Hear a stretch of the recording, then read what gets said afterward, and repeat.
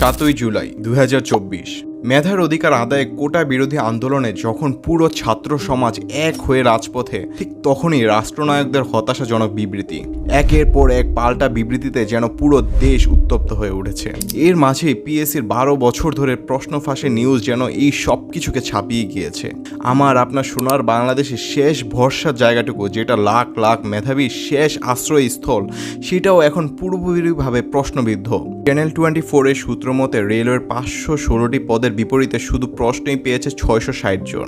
এছাড়াও দীর্ঘ 12 বছর যাবৎ ফাঁস হচ্ছে বিসিএস ক্যাডার, নন ক্যাডার সহ 30টিরও বেশি বিভিন্ন পরীক্ষার প্রশ্নপত্র।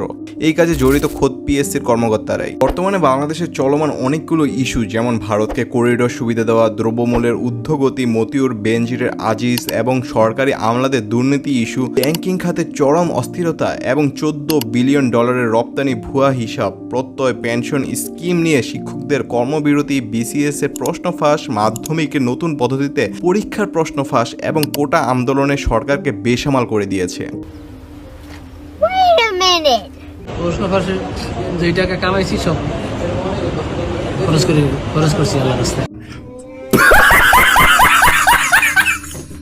কিন্তু এতটুকু বলতেই হয় যে দুনিয়া একটি রঙ্গমঞ্চ আর বাংলাদেশ তাদের সদর দপ্তর। দেশটা দুর্নীতিবাজদের, আর আমরা তো এখানে শুধু রোহিঙ্গাদের মতো বসবাস করতে এসেছি। তাহলে হয়তো এখন একটি প্রশ্ন উঠতেই পারে, অর্ধেক কোটা অর্ধেক প্রশ্ন ফাঁস হয়ে যাওয়া দেশে 17-18 বছর পড়াশোনা করাটা কি আসলেই বিলাসিতা?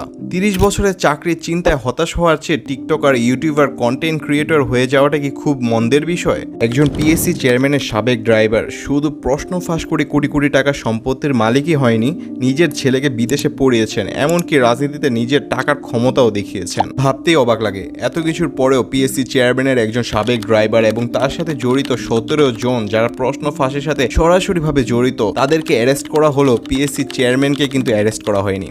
সাধারণ একটা ড্রাইভার হয়ে এত অবৈধ সম্পত্তির মালিক হলো কিভাবে? তার পিছনে কল কাঠিটা কে নেড়েছিল? এরকম হাজারটা প্রশ্ন হয়তো ধামাচাপা পড়ে যাবে। কিন্তু সবশেষে এতটুকুই বলতে চাই, আমরা হয়তো মেরুদণ্ডহীন, আমরা প্রতিবাদী হতে শিখিনি। যে দেশে সামান্য ঝালমুড়িওয়ালার টাকা হাতিয়ে নিলে সেটা প্রতিবাদে কেউ এগিয়ে আসে না, সেই দেশে এত বড় জালিয়াতির বিরুদ্ধে কথা বলা আদৌ কি সম্ভব? প্রতিবাদটা শুরু হয় তৃণমূল থেকে, অথচ আমাদের মাঝেই সেই প্রতিবাদের বীজ বপনই করা হয়নি।